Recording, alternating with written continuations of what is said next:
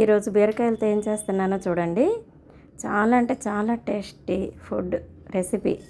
చూసారా, కళాయి పెట్టుకొని ఒక స్పూన్ ఆయిల్ వేసేసాను. అది ఒక స్పూన్ ధనియాలు, ఒక స్పూన్ జీలకర్ర వేసేసాను.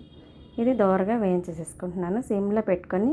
స్మెల్ అయితే ఎంత మంచిగా వస్తుందో, కమ్మటి స్మెల్ వస్తుంది. ధనియాలు జీలకర్ర వేగిపోయినాయి, పక్కకి పెట్టేసాను. ఒక ప్లేట్లోకి తీసేసి ఇప్పుడు ఒక పావు కేజీ బీరకాయలు కట్ చేసుకున్నాను. ఒక 15 పచ్చిమిరపకాయలు కట్ చేసేసాను. ఇవి తుంపులు చేసేసుకోవాలి. ఈ బీరకాయలు చప్పగా ఉంటాయి కాబట్టి 2 ఎక్కువ వేసుకుంటేనే కమ్మగా ఉంటుంది, టేస్ట్ బాగుంటుంది. టేస్ట్ అయితే అద్దరిపోయే టేస్ట్ వస్తుంది. ఇలా కట్ చేసేసుకొని అదే కళాయిలో ఇంకొక స్పూన్ ఆయిల్ వేసేసి కొంచెం హీట్ అవ్వనివ్వాలి.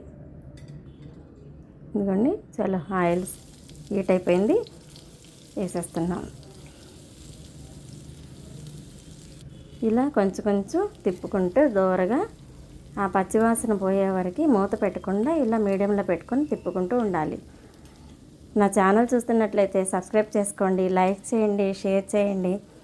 ఎలా ఉన్నాయో నా వంటలు కామెంట్ సెక్షన్లో కామెంట్ చేయండి.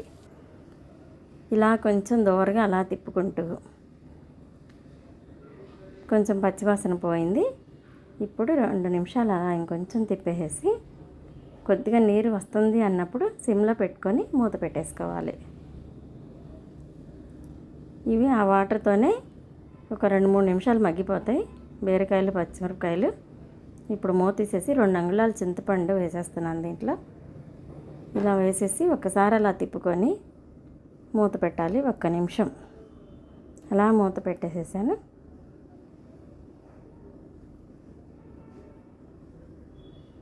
ఒక్క నిమిషం ఉంచేసేసి మూత తీసేసి చలో అయిపోయింది. పచ్చడికి రెడీ. రోటి పచ్చళ్ళు ఎంతమందికి ఇష్టమో నాకు కామెంట్ చేయండి.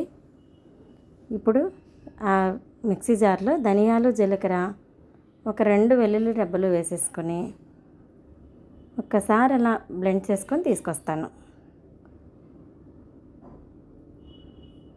అయిపోయింది చూసారా. దీనిలో ఆ బీరకాయ ముక్కలు, పచ్చిమిరకాయ ముక్కలు మగ్గిపెట్టిని ఇందులో వేసేయాలి.